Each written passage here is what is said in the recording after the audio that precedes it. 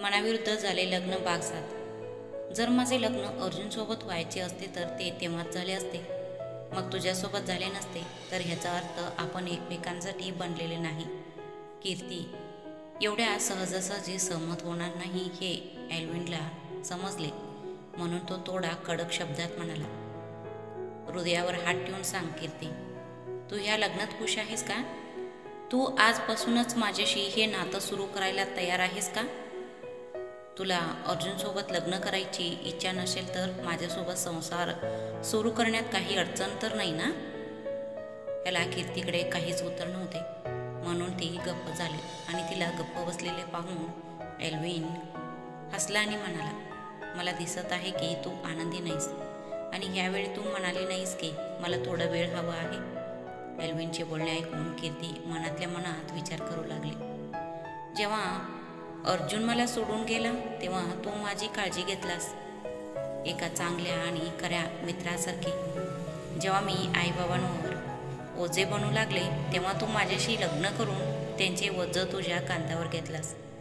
मला इथे मुंबईमध्ये नोकरी मिळाली, तेही इथे अर्जुन आहे हे माहीत असतानाही माझ्या आनंदासाठी तू सगळं सोडून माझ्यासोबत मुंबईला आलास. माझ्या ॲक्सिडेंट झालं तेव्हा माझं जीव वाचवलास. तुला फक्त माझ्या भावनांची पर्वा आहे. मी तुझी बायको असताना देखील तू कधीही माझ्यावर हक्क गाजवला नाही. मला सोडून तुला दुसरं कोण आहे? तुला एकटे मी पाडू शकत नाही. मी हे लग्न करू शकत नाही. पण याचा अर्थ असा नाही की मी दुसऱ्या लग्नासाठी तयार आहे, कीर्ती भावहीन स्वरात म्हणाले. पण कीर्ती एल्विन काही बोलायचं आधीच कीर्ती बोलली, मला काही ऐकायचं नाही. तू वाणीला सांग की मला लग्न करायचं नाही. मी जिथे आहे तिथे आनंदी आहे. तू आनंदी नाहीस, पण ह्या क्षणी तू तुझ्याबद्दल नाही तर माझ्याबद्दल विचार करत आहेस. त्यामुळे आधी मला तुझे लक्ष माझ्यावरून हटवावे लागेल आणि मला वाणीला मदत करावी लागेल. असं विचार करून एल्विन गप्प बसला. अर्जुन ऑफिसमधून आला. वाणी अर्जुनचे कपडे कपाटात ठेवत होती. तुम्ही आलात? वाणीने हसत विचारले. मग अर्जुन गंभीर झाला आणि म्हणाला, वाणी, मला तुझ्यासोबत काहीतरी बोलायचं आहे. अर्जुन म्हटल्यावर हो बोला, वाणी त्याच्या डोळ्यात बघत म्हणाली. तू जे काही करत आहेस ते बरोबर करत आहेस का? अर्जुन म्हणाला, हो, मी जे करते ते अगदी बरोबर आहे. वाणी हसत म्हणाली, पण हे तुझे निर्णय तुझं आणि एल्विनचे आयुष्य उद्ध्वस्त करेल. असे म्हणत अर्जुन मनात विचार करू लागला. वाणी, तू स्वतः हे सर्व करायला का नकार देत नाहीस? मला कळत नाही की तुझ्यासोबत काही चुकीचे होऊ नये. तुझा निर्णय माझे मन का मान्य करत नाही. मला कीर्तीवर नक्कीच प्रेम आहे, पण मला तुला दुखवायचं नाही आहे. तुम्हा दोघांना इतकं आनंदी राहण्याचा आम्हा दोघांचाही अधिकार आहे, पण हे अधूर प्रेम म्हणजे आमचा आनंद नाही. असे बोलून वाणी तिथून निघून गेली. अर्जुन असहायपणे सोफ्यावर बसला आणि स्वतःशीच म्हणाला, हो, तू बरोबर बोलीस. तुम्हा दोघांना अपूर्ण प्रेम मिळत आहे. तुम्हा दोघांनाही आनंदी राहण्याचा अधिकार आहे. आता मलाही वाटतंय की जे काही घडत आहे ते योग्यच होत आहे. दुसऱ्या दिवशी एल्विनने वाणीला फोन केला आणि तिला एका रेस्टॉरंटमध्ये भेटायला सांगितलं. दोघांनीही कॉफीची ऑर्डर दिली आणि मग वाणी कॉफीचा एका चुस्की घेत म्हणाली, मग सांगा का भेटायचं होतं तुम्हाला? ते तुला सांगण्यासाठी की मी तुझी विनंती मान्य केली आहे, पण माझी एक अट आहे. एल्विनने हे सांगताच वाणीने एक दीर्घ श्वास घेतली आणि म्हणाले, आता तुमची काय अट आहे? म्हणजे दोघांचे लग्न होण्याआधीच तुला माझ्यासोबत लग्न करावे लागेल. एल्विनने एका दमात आपले शब्द सांगितल्यावर वाणीला धक्काच बसला आणि वाणी त्याला विचारली, तुमच्यासोबत लग्न? पण का? कारण तरच कीर्ती अर्जुनशी लग्न करण्यात तयार होईल. मी तुला माझ्यासोबत लग्न करायला सांगितलं, पण मी स्वार्थी नाही. ती मला कधीच एकटं सोडणार नाही, एल्विन चिडून म्हणाला. तेव्हा वाणी हसली आणि म्हणाली, अर्जुनलाही माझी काळजी आहे, पण मी त्यांना त्यांच्या सर्व काळजीतून मुक्त केले आहे. पण वाणी, माझी काळजी कीर्तीच्या मनातून तेव्हाच निघून जाईल जेव्हा माझ्या आयुष्यात दुसरे कोणी असेल. त्यामुळे जर तुला ह्या दोघांना एकत्र करायचं असेल तर आधी आपल्याला एकत्र यावं लागेल। एल्विनने विचारल्यावर वाणीलाही ऋषभची अट आठवली आणि ती म्हणाली, मला मान्य आहे। तू एवढ्या लवकर होकार दिलीस? प्लीज एकदा नीट विचार कर, हा तुझ्या आयुष्याचा प्रश्न आहे। एल्विनने हे आश्चर्याने सांगितला तेव्हा वाणी हसून म्हणाली, मी जे काही करत आहे ते मी खूप विचारपूर्वक करत आहे। असो, जाणून बुजून किंवा न कळत तुम्ही माझ्या आणखी एक समस्या सोडवली आहे। कसलं प्रॉब्लेम आणि मी काय केलंय? एल्विनने विचारल्यावर वाणी त्याला ऋषभची अटीबद्दल सांगितली। हे सगळं कळाल्यावर एल्विनने वाणीकडे आश्चर्याने पाहिला आणि म्हणाला, तू कसली मातीची बनलेली आहे। तुझ्या पतीचं सुखासाठी तू कोणतेही दुःख सहन करण्यास तयार आहेस। मी सुद्धा तुझ्यासारखं मातीचा माणूस आहे। हो का? मग तुम्ही पण तुमच्या बायकोचं सुखासाठी काही करायला तयार आहेत का? वाणी हसली आणि एल्विन विचारपूर्वक म्हणाला, पण या लग्नात आपण सुखी राहू असं तुला वाटतं का? म्हणजे आपण एकमेकांना कधी स्वीकारू शकतो का? आपण एकमेकांशी अन्याय तर करत नाही ना? नाही, आमच्यावर अन्याय होणार नाही, कारण मन तुटलेले लोकांसोबत राहून त्यांना सांभाळून त्यांच्यासाठी एक चांगलं मित्र बनवून त्यांची दुःख दूर करण्याचा प्रयत्न केला आहे। आपल्या दोघांचं जीवन एका ट्रेनची ट्रॅकवर चाललं आहे, मग आपण एकत्र आयुष्य पुढे न्यायला काय हरकत आहे? वाणीचं बोलणं ऐकून एल्विन दुःखी आवाजात बोलला, पण यावेळी मी स्वतःही तुटलो आहे।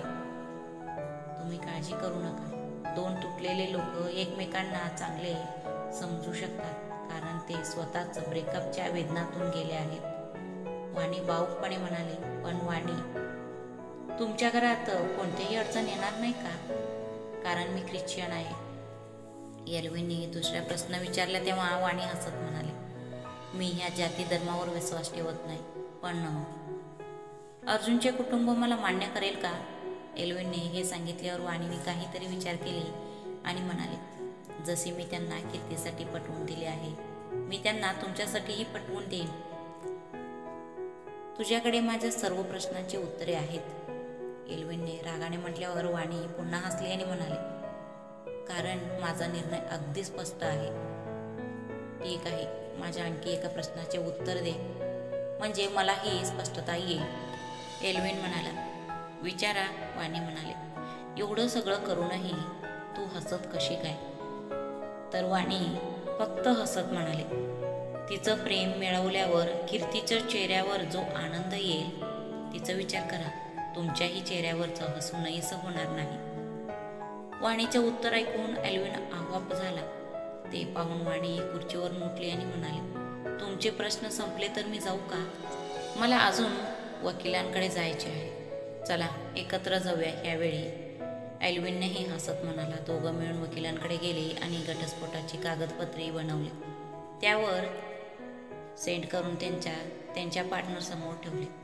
घटस्फोटाची कागदपत्रे पाहिल्यानंतर मीरा रडत म्हणाली, पुन्हा एकदा विचार कर, तुझे करत आहेस ते बरोबर आहे की नाही?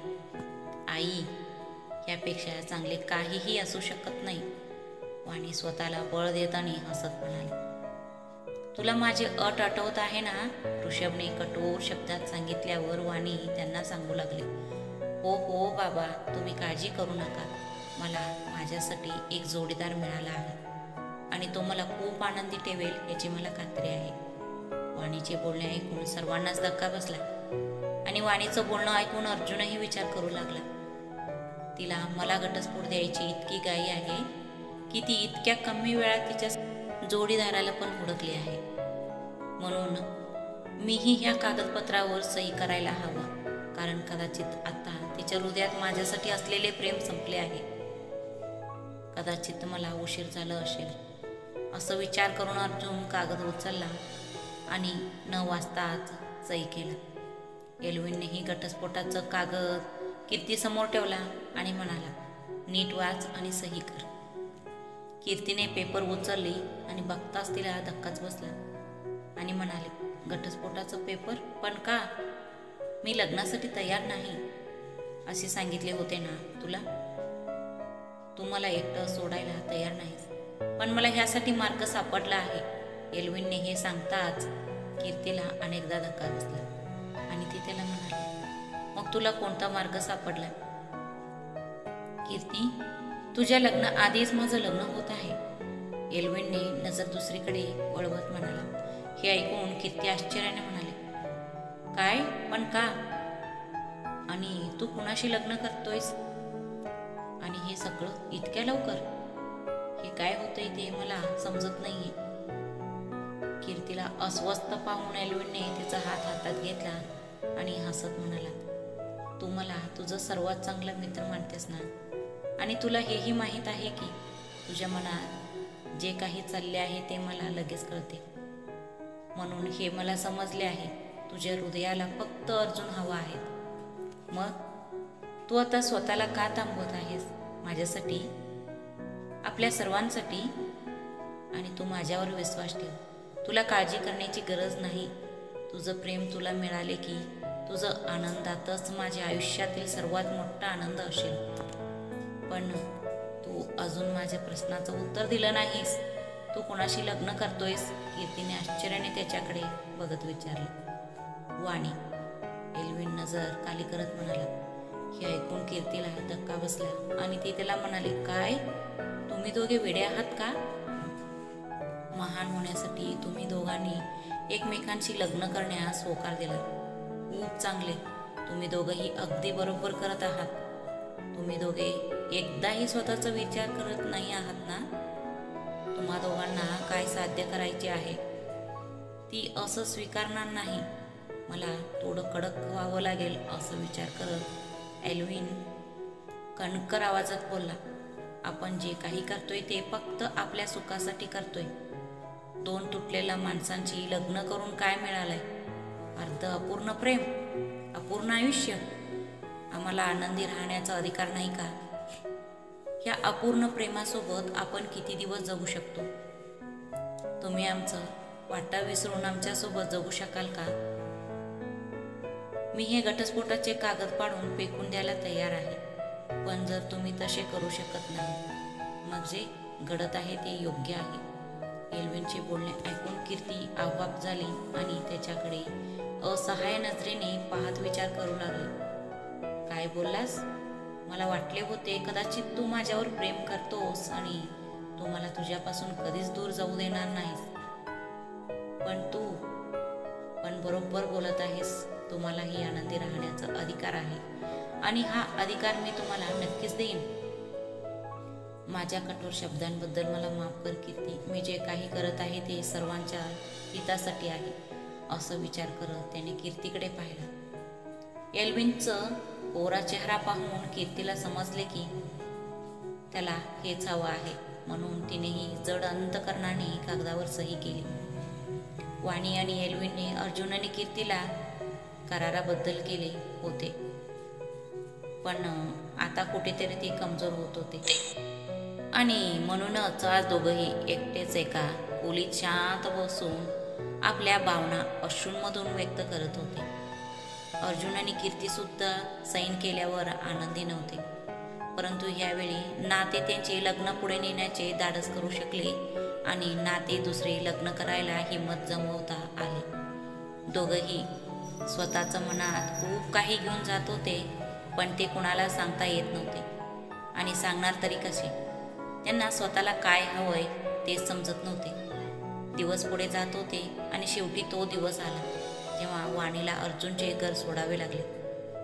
वाणी सामान घेऊन हॉलमध्ये आली आणि वेदनादायक नजरेने घराकडे बघत ती ह्या घरात नववधू म्हणून आल्याचे क्षण आठवू लागले. तिला सगळ्यांचे खूप प्रेम मिळाले होते आणि आज तिला ते प्रेम मागे सोडावे लागले. वाणीला हे करणं सोपं नव्हतं, पण अर्जुनच्या आनंदासमोर याला फारच अर्थ नव्हता. अर्जुनला सोडून कुटुंबातील सर्व सदस्य हॉलमध्ये होते.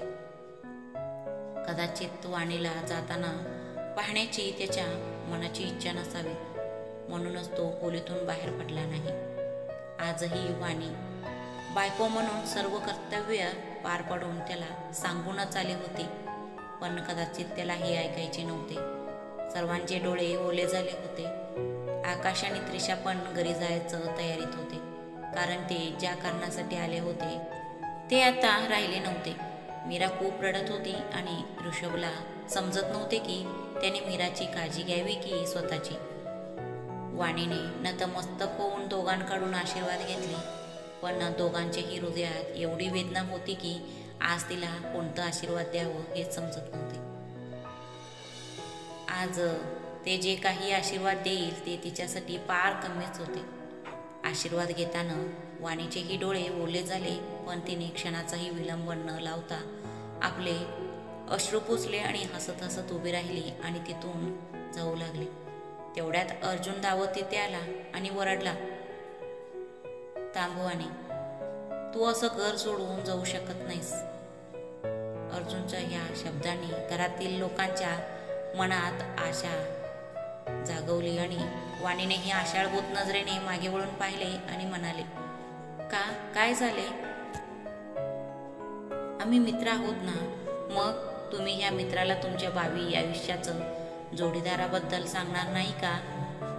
तुम्ही तुमच्या मित्राला ह्या लग्नाला आमंत्रित करणार नाही का? आणि सर्वात महत्त्वाची गोष्ट म्हणजे तुम्ही ज्या लग्नासाठी घर सोडत आहे ते लग्न आपण स्वतःच्या डोळ्यांनी पाहाल. एवढं बोलून अर्जुन मनात विचार करू लागला, कदाचित ती खोटं बोलत असेल. तिला कोणी जोडीदार सापडलं नाहीये. कीर्ती आणि मी लवकर एकत्र व्हायला हवं म्हणूनच तू एवढं मोठं खोटं बोलत आहेस, पण मी सत्य लवकरच बाहेर काढेन. अर्जुनचे बोलणे ऐकून वाणी जरा घाबरली आणि ती काही बोलण्याचं आधीच ऋषभ बोलला, अर्जुन बरोबर बोलत आहे बाळा. तू स्वतःसाठी कुणाला निवडले आहेस आणि अटीप्रमाणे कुणासोबत लग्न करणार आहेस हेही सांगितले नाही. आणि अर्जुनचं लग्न होईपर्यंत तू ह्या घरातून जाऊ शकत नाही. अर्जुनचं लग्न कीर्तीसोबत लावून देणं तुझी इच्छा आहे ना? मग अजून त्यांचं लग्न झालेले नाही, मग तू घर का सोडत आहेस? बाबा, मी एल्विनशी लग्न करायचं ठरवलं आहे. जेव्हा वाणी डोळे खाली करून म्हणाली तेव्हा सगळ्यांना आश्चर्य वाटले, विशेषतः अर्जुनला. पण तो काही बोलायचा आधीच मीरा रडायला लागली. एल्विन सोबत? पण का? कारण माझ्यासाठी त्यांच्यापेक्षा चांगलं जीवनसाथी कोणीच असू शकत नाही. आम्ही दोघंही सारखेच आयुष्य जगलो आहोत, त्यामुळे आम्ही दोघंही एकमेकांना नीट समजून घेऊ आणि समजावून घेऊ शकू. असे सांगताच अर्जुन आताच कळवळला आणि म्हणाला, पण तुम्ही त्याच्याशी कशी लग्न करून घ्याल? तो ख्रिश्चन आहे नाही का? तुम्ही हे काय म्हणताय? तुम्ही स्वतः एका ख्रिश्चन मुलीवर प्रेम करता आणि तिच्याशी लग्नही करणार आहेत. वाणीने हसत उत्तर दिले. वाणीचे बोलणे ऐकून अर्जुन आपण घाईघाईत काय बोललो ते समजले, पण काही स्पष्टीकरण देण्याआधीच वाणी पुन्हा बोलली, आणि असो, माझा ह्या जाती किंवा धर्मावर विश्वास नाही. माझ्या दृष्टीने लग्न हाच एकमेव मार्ग आहे. लग्न करण्यासाठी सर्वात महत्त्वाची गोष्ट म्हणजे एक चांगली व्यक्ती असणे, आणि एल्विन खूप चांगला व्यक्ती आहे म्हणून मी त्याच्यासोबत लग्न करणार आहे. तुम्ही त्याला 2 दिवसात इतकं ओळखले? अर्जुन रागाने विचारला. तर वाणी नजर चोळत म्हणाली, कधी कधी कुणाला ओळखायला 1 क्षण पुरेसा असतो आणि कधी कधी 7 महिनेही पुरेसे नसतात. वाणीचं बोलणं ऐकून अर्जुन आता आव्हाप झाला होता. त्याला पाहून वाणीने आपले संभाषण पूर्ण केले आणि म्हणाले, मी तुमच्या लग्नाला नक्की येईन, पण आधी तुम्हाला माझ्या लग्नाला यावे लागेल, कारण मी बाबांना वचन दिले आहे की माझे लग्न तुमच्या लग्नाच्या फक्त 1 दिवस आधी होईल. आता मी निघत आहे. कीर्ती आणि एल्विन थोड्याच वेळात येतील. एवढं बोलून वाणी ओल्या डोळ्यांनी घरातून बाहेर पडली. पण आता तिचे अश्रू तिच्या आज्ञेत नव्हते, म्हणून पावसासारखे तिच्या डोळ्यातून पाणी पडू लागले. त्याच दिवशी एल्विन कीर्तीजवळ गेला आणि चेहऱ्यावर मोठं हसू आणून म्हणाला, तुझ्या वस्तू पॅक कर. उद्यापासून तुझ्या लग्नाच्या विधी सुरू होणार आहेत. मी तुला अर्जुनच्या घरी सोडतो. तुला मला इथून दूर पाठवण्याची एवढी घाई का? कीर्तीने विचारले. तेव्हा एल्विन भाऊ कोण म्हणाला, हो, तुला पाठवण्याची घाई आहे, तुला तुझ्या प्रेम मिळवून देण्याची घाई आहे. आता वाद घालण्यात काही फायदा नाही हे कीर्तीला माहीत होते. जे व्हायचे होते ते झालेच होते. म्हणून तिने पुढच्या कोणत्याही वाद न करता होकार दिली आणि दोघेही गाडीत बसून अर्जुनच्या घराकडे निघाले.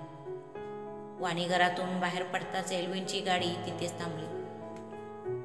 कारमधून बाहेर पडून एल्विनने कीर्तीसाठी दरवाजा उघडला. कोणतीही प्रतिक्रिया न देता कीर्ती खाली उतरली आणि घराच्या आत जाऊ लागली. वाणीला पाहिल्यानंतरही तिने तिच्याकडे दुर्लक्ष केले, कारण तिच्याकडे बोलायला ऐकण्यासारखे काहीच राहिले नव्हते. एल्विनने तिची एकदा वळण्याची वाट पाहिला, पण ती वळली नाही. कदाचित त्याला वाटले होते की तिने मागे वळून पाहिले तर तो पुन्हा कधीही पुढे जाऊ शकणार नाही. कीर्ती घराच्या आत आली आणि वाणी आणि एल्विन तिथून कारमधून निघून गेले. कीर्तीला त्याच्या आयुष्यात परत आल्याचं अर्जुनला आनंद झाला, पण कदाचित तो आनंद पूर्ण झाला नव्हता. या आनंदाच्या प्रसंगीही त्याला वाणीला आपल्यासोबत बघायचे होते, पण वाणी तिथे नव्हती. कीर्ती अगदी त्याच परिस्थितीत होती. तिलाही अपूर्ण वाटत होते.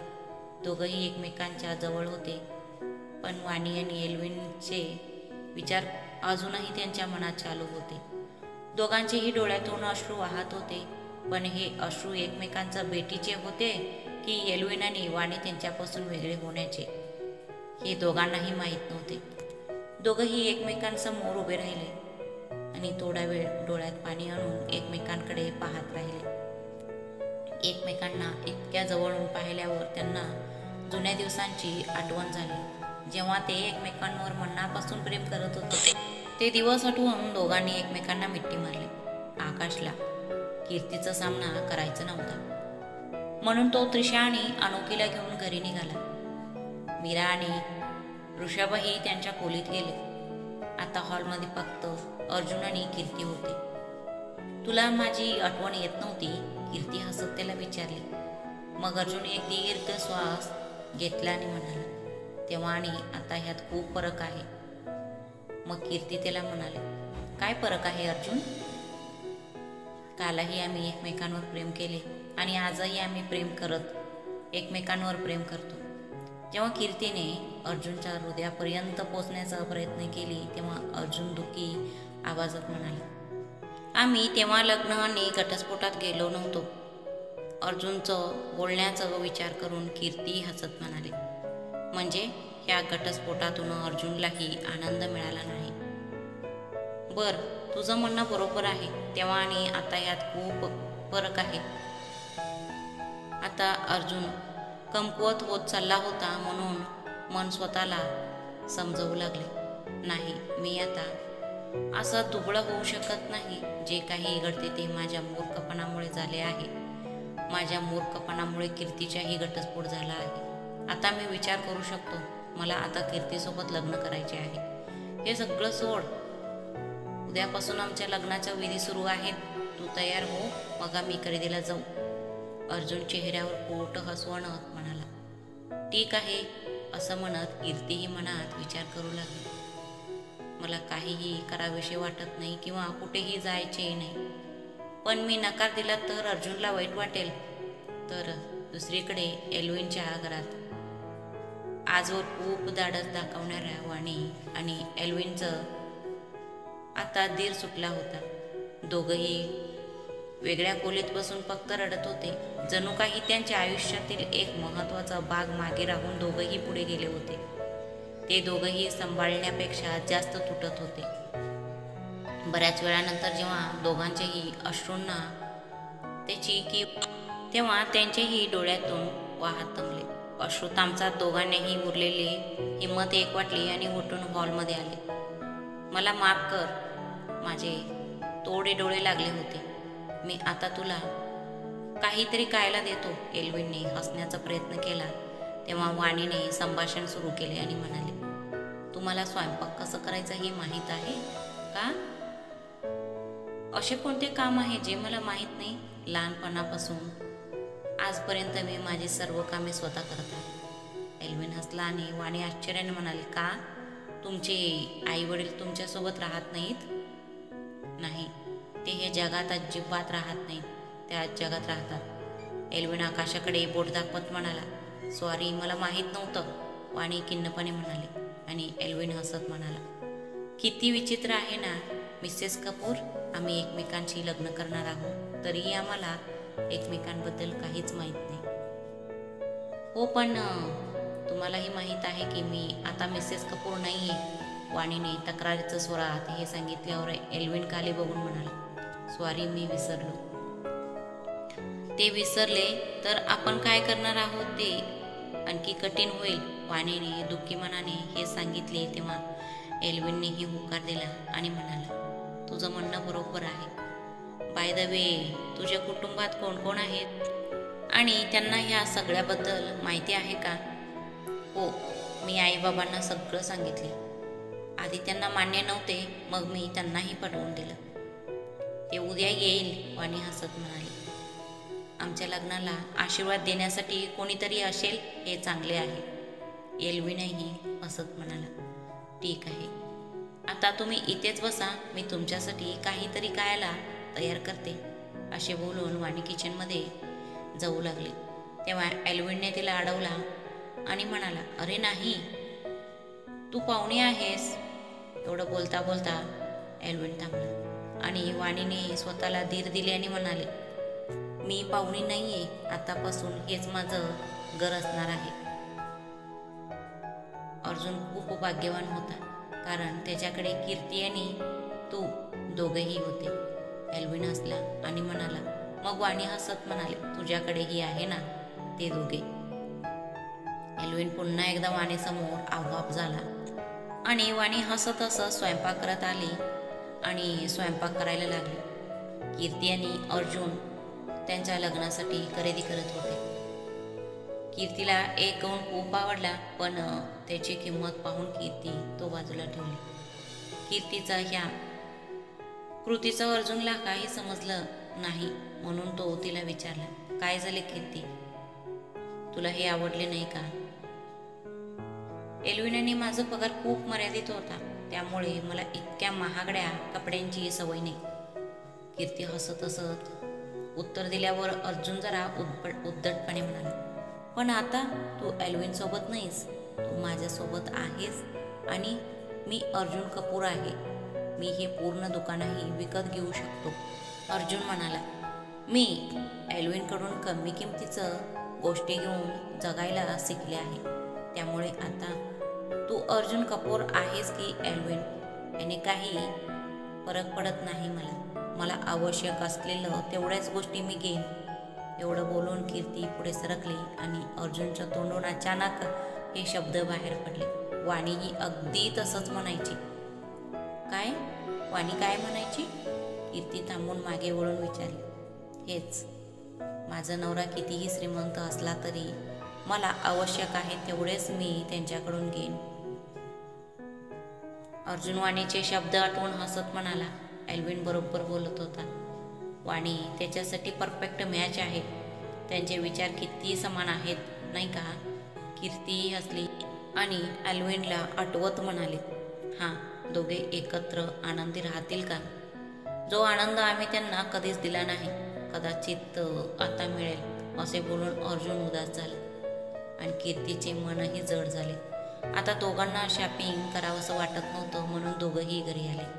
कीर्ती गेस्टरूममध्ये गेली आणि अर्जुन त्याच्या खोलीत आला आणि बेडवर झोपला. खोलीत प्रवेश करताच वाणीचं आठवणीने त्याला पुन्हा गेले. वाणीसोबत घालवलेले सगळे क्षण त्याला आठवू लागले.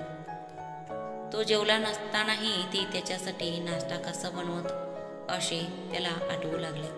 रात्री जेवायला ती त्याची वाट बघायची. तिने त्याचा राग आणि द्वेष सहन केला. तिचे ते निरागस डोळे कसे काही न बोलता सर्व काही सांगून गेले आणि त्या दिवशी कसे तिने आपले दुःख लपवून कीर्ती यांनी मला एकत्र आणण्याचे ठरवले होते. ह्या सगळ्या गोष्टी आठवून वाणीचं शब्द आठवून अर्जुन स्वतःशीच बोलला, काय झालंय मला? कीर्ती माझं पहिलं प्रेम, तिच्यासाठी मी इतकं केलं.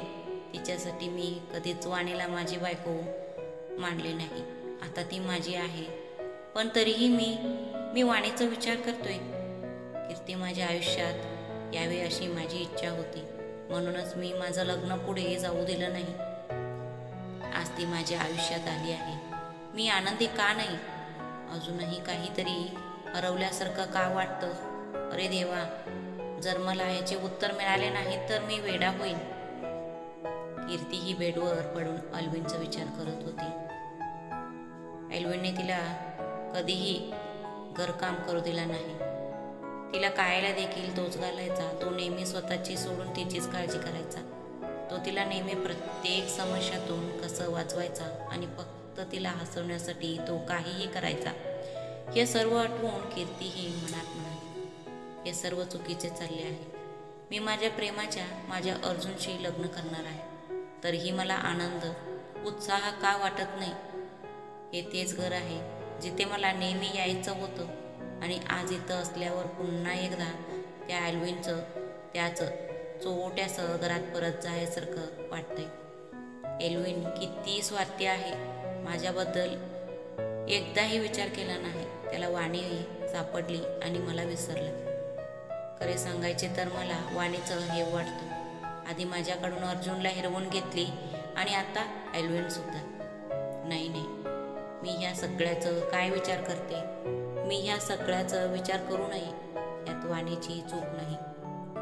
तिने फक्त माझ्याबद्दलच चांगले विचार केले. अर्जुन अजूनही माझ्यावर प्रेम करतो आणि मी देखील त्याच्यावर प्रेम करते. आज अर्जुनाने कीर्तीचा हळद आणि मेहंदी सोहळा होता. घरात सजावटीचे काम चालू होते. फारसे पाहुणे नव्हते, फक्त कुटुंबातील सदस्य आणि काही मित्र. अर्जुनने खूप समजावून सांगितल्यावर आकाश आणि त्रिशा आले, पण तेही सर्व काम करायला तयार नव्हते. लवकरच संध्याकाळी झाली आणि कीर्ती आणि अर्जुनचा हळदी समारंभ सुरू झाला. त्यांचे काही कॉमन मित्र दोघांना हळदी लावणार होते.